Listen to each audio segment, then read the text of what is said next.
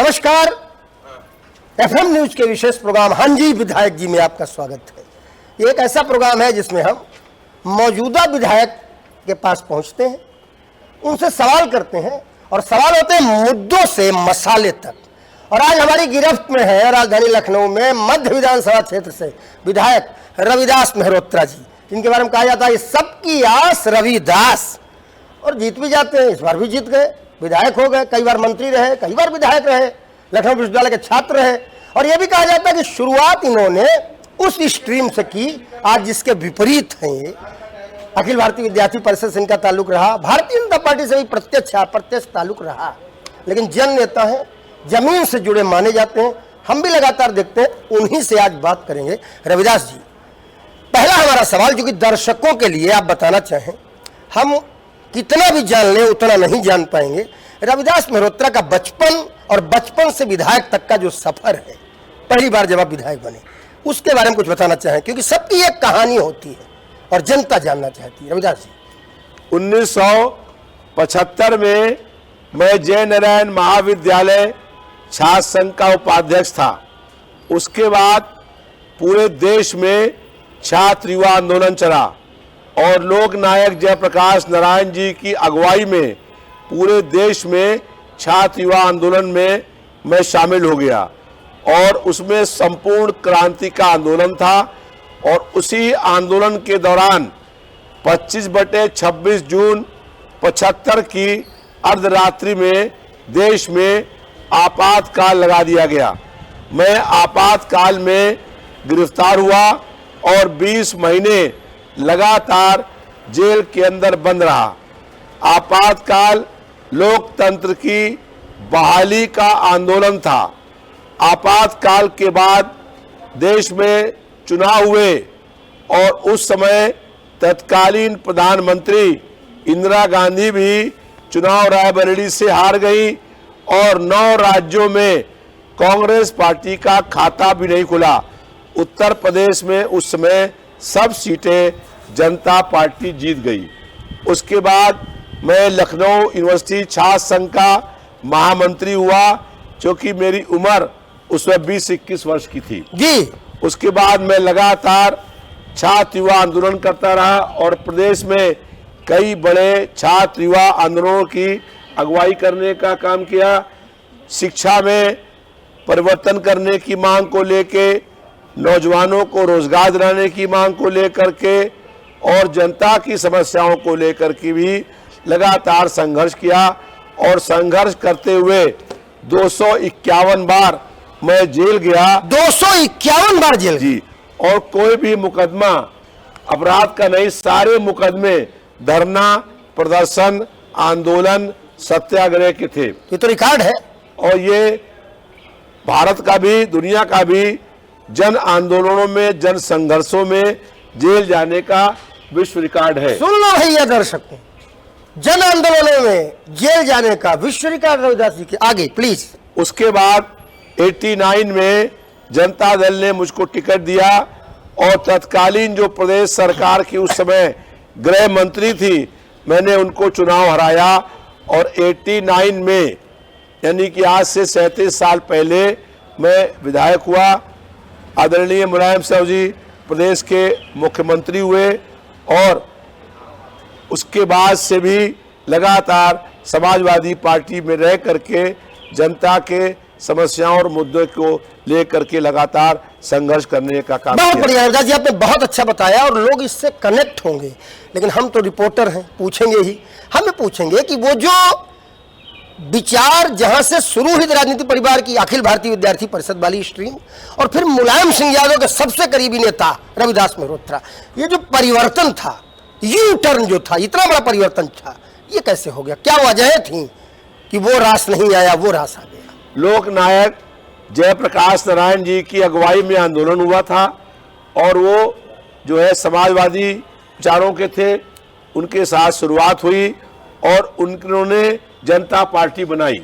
जनता party में Bharatiya Janata party जो आज है वो भी शामिल हो गई और उसमें सारी कांग्रेस पार्टी को छोड़ करके सारी पार्टियां शामिल हो गई और जनता पार्टी का कोई छात्र युवा विंग नहीं था। तो जनता पार्टी ने तय किया कि विश्वविद्यालयों में चुनाव लड़ाने के लिए अखिल भारतीय विद्यार्थी परिषद है, वो चुनाव लड़ाने का काम करेगी। तो जनता पार्टी में रहते हुए हमने लखनऊ विश्वविद्यालय छात्र संघ का चुनाव लड़ा और पहली बार में ही छात्र संघ के महामंत्री हुए। उसके बाद समाजवादी पार्टी जो है वो उस वक्त नहीं बनी थी, जनता दल बनी। जनता दल में मुझको टिकट मिला और मैं यहाँ लखनऊ से विधायक हुआ और तत्कालीन जो गृह मंत्री थी उनको चुनाव हराया। उस समय मुलायम सिंह यादव जी प्रदेश के मुख्यमंत्री बने। मुलायम सिंह यादव जी, जिनको लोग धरती पुत्र कहते थे, परम श्रद्धेय मुलायम सिंह जी, जो लोग संघर्ष करते थे, उनको बुला करके अपनी पार्टी में शामिल करने का काम करते थे। उनको अगर मालूम हो जाए कि उत्तर प्रदेश के किसी भी कोने में कोई नौजवान नेता सरकार के जुल्म के खिलाफ संघर्ष कर रहा है तो वो खुद उनको बुलाते थे और उनसे कहते थे कि मेरी पार्टी में शामिल हो। तो इस तरीके से समाजवादी पार्टी में पूरे प्रदेश के जितने भी लोग संघर्ष करने वाले थे, जो जुल्म के खिलाफ लड़ते थे, वो सब समाजवादी पार्टी में आ गए। ये है कहानी समाजवादी पार्टी में। ठीक है विधायक जी, विधायक बने, फिर विधायक बने, मंत्री भी बने आप, स्वास्थ्य विभाग आपके पास रहा, काम किया, अच्छा काम किया ही होगा, नहीं तो जनता कहती। इस बार भी आप विधायक बने, लेकिन इस बार जब विधायक बने तो एक फर्क था कि जिस पार्टी के आप विधायक बने वो विपक्ष में आ गई। अब जब विपक्ष में आप सत्ता पक्ष में तो है ही नहीं, तो फिर क्या करेंगे? तो बिजली, पानी, सड़क, सुरक्षा, शिक्षा, स्वास्थ्य जो जनता की जरूरत होती है, इस बार विधायकी में 4 साल में क्या कर पाए? कुछ उखड़ा या सब खराब रहा? 2012 से 17 के बीच में मैं विधायक रहा और 2 बार प्रदेश सरकार का मंत्री रहा, कैबिनेट का स्वास्थ्य मंत्री रहा और उसमें मैंने बहुत सारे स्वास्थ्य विभाग में काम करने का काम किया। 17 में कांग्रेस पार्टी से गठबंधन हो गया, समाजवादी पार्टी का।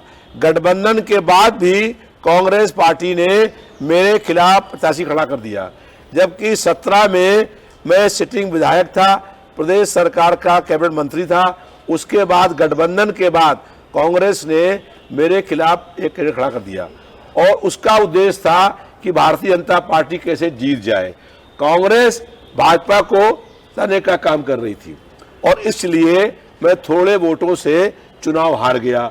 और जो आज डिप्टी सीएम ब्रजेश पाठक, वो यहाँ पर 5 साल मंत्री रहे और विधायक हो गए। लेकिन मैं लगातार 5 साल जनता के बीच में रह करके जनता की समस्याओं के लिए संघर्ष करता रहा। 17 से 22 के बीच में जहां कहीं जुल्म, अन्याय, अत्याचार हुआ, हमने वहां पहुंच करके जुल्म के खिलाफ संघर्ष करने का काम किया। कोरोना काल आया इसी बीच में, और जब कोरोना काल में प्रदेश सरकार के मंत्री अपने घरों में बंद हो गए थे, तब हम लोग कोरोना के काल में लोगों से मिल करके दवा, इलाज, खाने पीने का इंतजाम करा रहे थे। और इसका परिणाम ये हुआ कि 2022 में जब मुझे समाजवादी पार्टी से टिकट मिला, तो जो आज डिप्टी सीएम ब्रजेश पाठक हैं, जो मेरे क्षेत्र से उससे पहले विधायक थे, 2022 में अपना क्षेत्र छोड़ करके यहाँ से भाग गए और लखनऊ कैंट चले गए। और फिर मैंने 2022 में भारतीय जनता पार्टी को बहुत भारी अंतर से चुनाव हराने का काम किया। अच्छा रविदास जी, एक सवाल यहाँ पे आ जाता है। विश्वविद्यालय में लोग कहते हैं कि छात्र राजनीति में जो लोग रहे होते हैं, एक दूसरे के सीनियर जूनियर, वो जीवन भर चलता है। राजनीति अपनी जगह, लेकिन सर और जूनियर का रिश्ता तो हमेशा रहता ही है। तो आपके ही जूनियर ब्रजेश पाठक भी छात्र राजनीति में बनती तो अंदर अंदर होगी विधायक जी।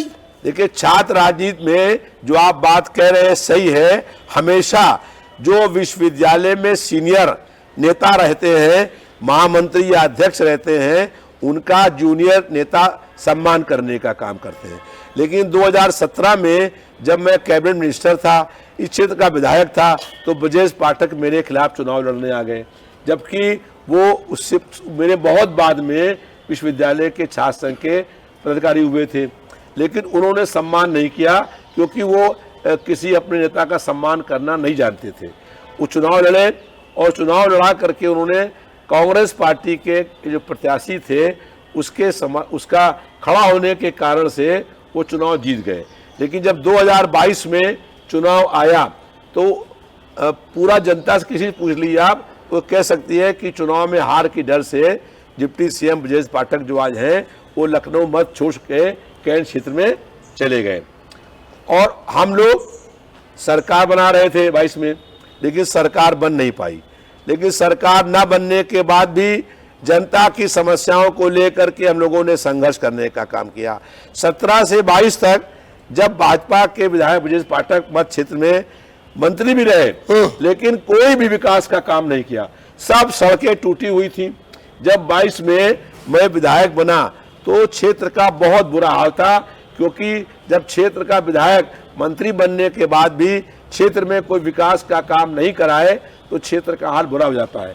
सड़कें टूटी थी, गलियां टूटी हुई थी, सारे सीवर लाइन जो है भरे हुए थे, कई सीवर लाइन नहीं थे, ट्यूबवेल खराब पड़े हुए थे, टंकियां पानी की खराब पड़ी थी, नाले खुले हुए थे और जनता समस्याओं के लिए त्राही त्राही कर रही थी। बड़ी जमीनी जानकारी देखिए रविदास जी हैं, तो फिर एक चीज की तो उम्मीद आप कर लीजिए कि नाली से लेके खड़ंजे से लेके सीवर से लेके बिजली का तार तक गिना सब देंगे।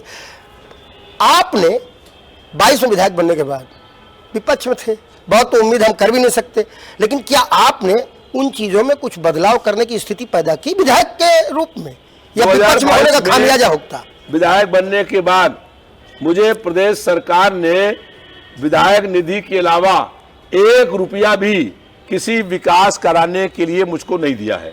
प्रदेश सरकार ने अपने विधायकों को, ये कहते हैं सबका साथ सबका विकास और त्वरित विकास में जो अपनी पार्टी के विधायक हैं उनको तो पैसा देते हैं, लेकिन समाजवादी पार्टी के विधायकों को या मुझको 1 रुपया भी त्वरित विकास में जनता के लिए विकास कराने के लिए कोई पैसा देने का काम नहीं किया।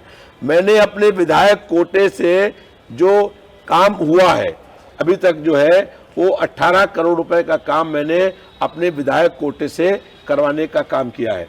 उसके अलावा विधानसभा में प्रश्न करके, विधानसभा में याचिका लगवा करके, विधानसभा में नियम 301 में नियम 51 लगा करके जनता की बहुत सारे विकास के काम करवाने का काम किया है। और विधानसभा में मेरे प्रश्न के दौरान मेरे नियम 51 और नियम 301 में याचिका में विधानसभा अध्यक्ष ने आदेश किए और उससे बहुत सारे क्षेत्र के विकास के काम हुए हैं। बिजली विभाग के अंदर भी जो ट्रांसफार्मर खराब थे उनको ठीक कराने का काम किया। जहां पर अंडरग्राउंड तार थे वहां पर जो है बिजली ठीक से आपूर्ति हो, और बिजली का निजीकरण कर सरकार कर रही है।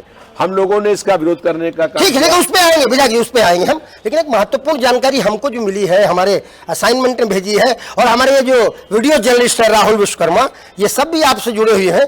इन्होंने कहा कि सबसे वीवीआईपी विधानसभा क्षेत्र है आपका, आपके विधानसभा क्षेत्र में विधानसभा है, आपके विधानसभा क्षेत्र में राज्यपाल महोदय रहती है, आपके विधानसभा क्षेत्र में लोक भवन है, तो आपका विधानसभा क्षेत्र सबसे वीवीआईपी है, वहां तो अपने आप सरकार काम करती होगी। सबसे वीआईपी क्षेत्र है, यहाँ विधानसभा भी है, मुख्यमंत्री का आवास भी है, मुख्यमंत्री का लोक भवन कार्यालय जो अखिलेश यादव ने बनवाया था वो भी है, जहाँ मुख्यमंत्री बैठते हैं, और गवर्नर हाउस भी है।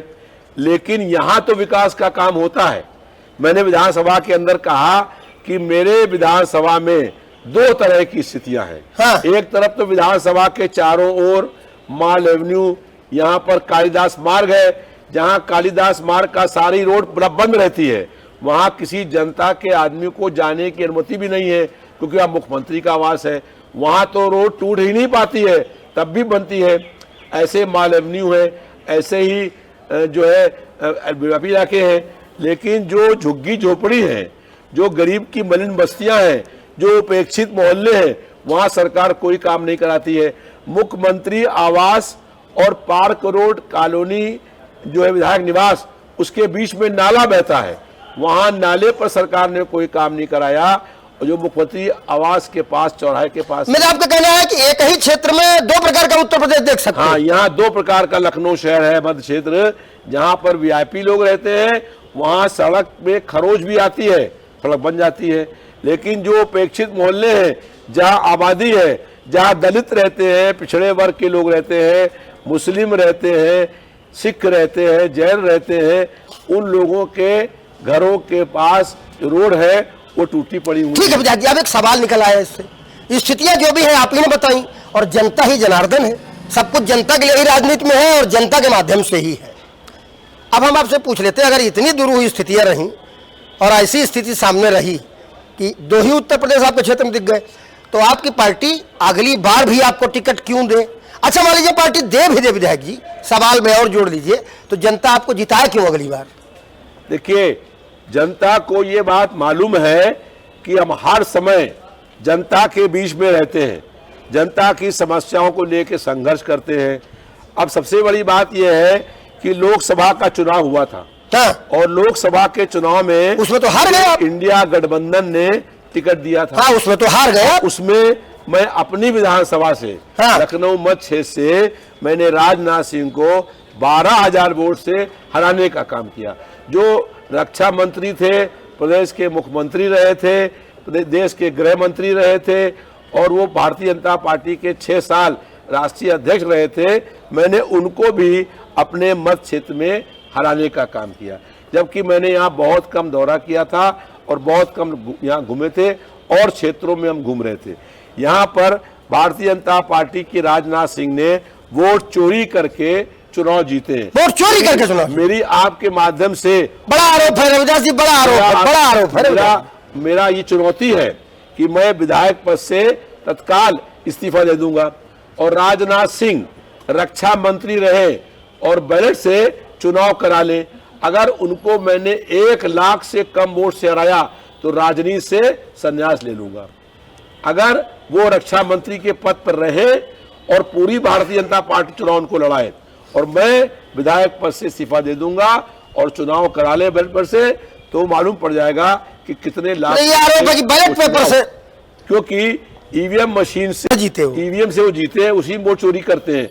अब जब उनका काफिला जाता था तो उनके काफिले के पीछे लखनऊ का डीएम चल रहा है, जो आरओ था उनके काफिले के पीछे एलडीए का बीसी, सीएमओ, सारे अधिकारी उनके पीछे घूमते थे। मैंने कहा उनसे कि आप डीएम से कि आप तो आरओ हैं, और आरओ होकर के आप एक प्रत्याशी के पीछे लगा गाड़ी घूमते हैं। तो उन्होंने कहा मैं यहाँ पर आरओ हूँ और उसके बाद मैं डीएम भी हूँ, और प्रोटोकॉल में मुझे रक्षा मंत्री के पीछे घूमना पड़ेगा। तो ऐसी हालात में हम चुनाव लड़े हैं और भारतीय हमको 5 लाख से अधिक वोट मिले हैं। अच्छा, एक प्रेस वार्ता में आपके जो राष्ट्रीय अध्यक्ष हैं अखिलेश यादव जी, उन्होंने कहा था कि रविदास जी थोड़ा और प्रयास कर लेते तो कुछ और हो सकता था। उन्होंने ये भी कहा कि अभी जो एसआईआर हुआ, और एसआईआर में लखनऊ से 12 लाख लोगों के नाम कट गए, ये सब नाम फर्जी थे, भारतीय जनता पार्टी का वोट था। अगर ये एसआईआर पहले हो गई होती तो राजनाथ सिंह को हम 5 लाख वोट से चुनाव हराने का काम। ठीक है, क्या होता क्या नहीं हो तो बात की बात है। तो मैं वीडियो जरूर राहुल भैया अगला सवाल भी कर ले, अगर आप कहो तो कर ले। और अगला सवाल थोड़ा रैंडम है, विधायक जी को भी हमने बताएंगे हम क्या पूछने वाले, लेकिन जवाब तो विधायक जी हम आपसे चाहेंगे कि जनता जानना चाहती है। जिस पार्टी से आपकी राइवलरी है, जिस व्यक्ति से आपका चुनाव हुआ, देश के रक्षा मंत्री राजनाथ सिंह, उनकी 2 अच्छाइयां बताइए। अच्छाइयां देखिए, सबसे बड़ी अच्छाई ये है कि जब वो लखनऊ आते हैं तो खबर छपती है कि लखनऊ का सांसद लखनऊ आ रहा है। ये उनकी अच्छाई है। ये अच्छाई है कि साल में कभी जब आते हैं एक बार तो निकलता है अखबार में कि लखनऊ का सांसद लखनऊ आ रहा है दौरा करने के लिए। तो दूसरी बात ये है कि उनमें घनघोर परिवारवाद है। अरे अच्छाइयां बता रहे हो, कहा था विधायक जी। जो दूसरों पर आरोप लगाते हैं वो परिवारवाद ये है कि रक्षा मंत्री है और उनका बेटा जो है वो भारतीय जनता पार्टी का प्रदेश का उपाध्यक्ष है और विधायक भी है। तो जो आरोप लगाते हैं, तो हमने अच्छाइयां आप तो देखो, उनकी अच्छाई है कि वही अपने बेटे को आगे बढ़ाने का प्रयास कर रहे हैं। अच्छा, ये अच्छाई है, बेटे को आगे बढ़ाने का प्रयास कर। अब ठीक है, परिवारवाद है, सटार चलिए रैंडम राउंड में परिवारवाद की बात राजनीति नहीं करते। रैंडम राउंड में एक सवाल हो विधायक जी, रैंडम राउंड में सवाल हो रहा है क्योंकि आपने मुलायम सिंह यादव जी के साथ भी काम किया है और आप अखिलेश यादव के साथ भी काम कर रहे हैं। अब मुलायम सिंह यादव की राजनीति को भी आपने देखा है, अखिलेश यादव की राजनीति को भी आप देख ही रहे हैं। कोई 2 ऐसी बातें बताइए जो मुलायम सिंह यादव में थी और अखिलेश जी में नहीं। कि मुलायम सिंह यादव में एक बात बहुत अच्छी थी कि अगर उन्हें मालूम पड़ जाए अखबार से कि फलाने शहर में, फलाने ब्लॉक में, फलाने मोहल्ले में कोई नौजवान संघर्ष कर रहा है, तो वो उसको फोन करते थे, फोन कराते थे और उनके पीछे लोग लगाते थे कि उनको कैसे भी लेकर मेरे पास आओ। और एक समय ऐसा हो गया था कि समाजवादी पार्टी के अलावा किसी भी पार्टी के पास संघर्ष करने वाला कोई नेता रह ही नहीं गया था, सारे नेता समाज पार्टी में आ गए थे। और ये जो मामला आप बता रहे हैं मुलायम सिंह मथाई, अखिलेश यादव नहीं है।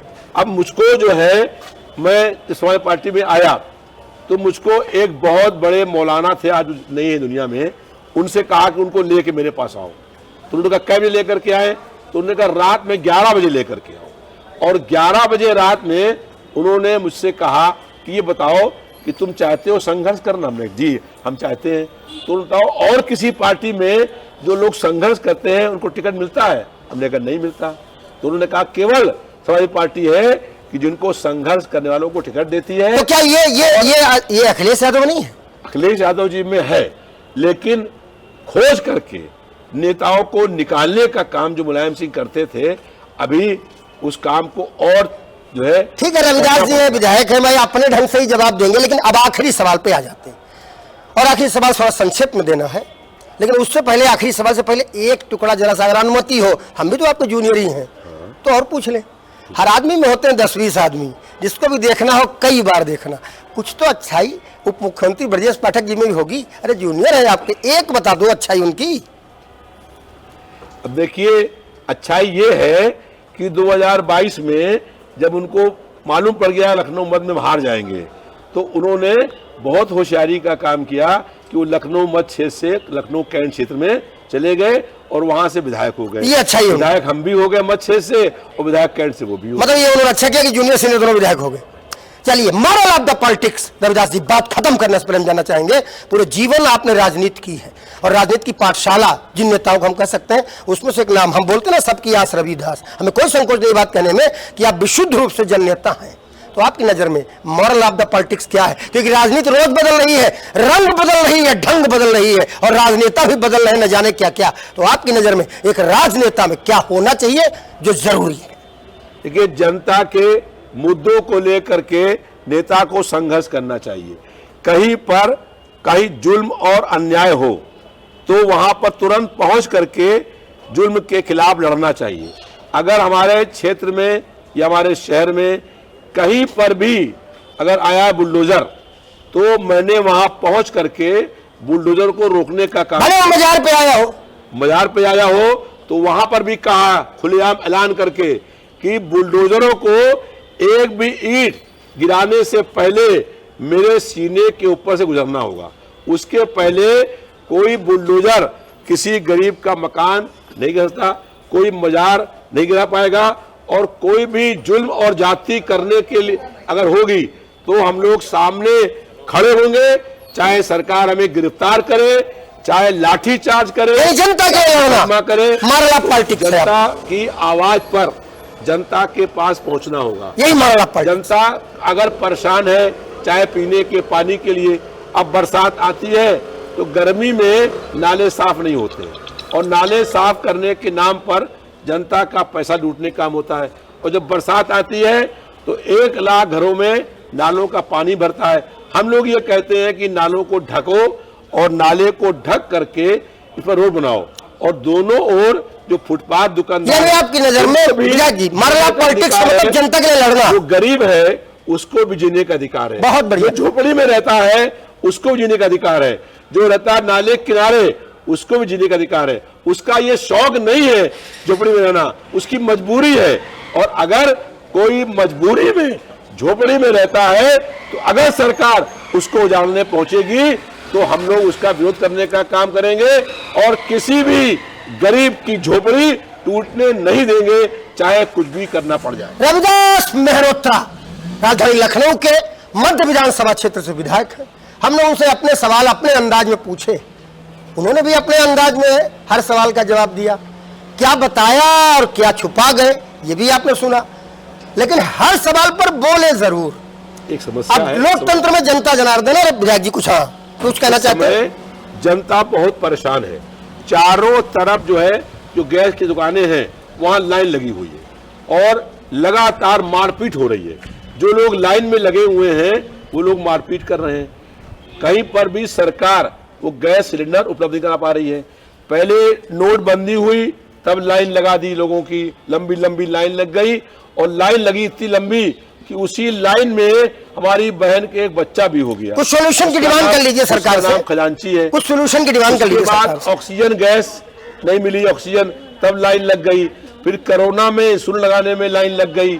अब उसके बाद सिलेंडर लगा बेचने में लाइन लगी है। आरोप तो है, लेकिन सोल्यूशन की कुछ मांग कर लीजिए। लोगों के घरों में चूल्हे बंद हो गए हैं, लकड़ी और कंडे से खाना बन रहा है।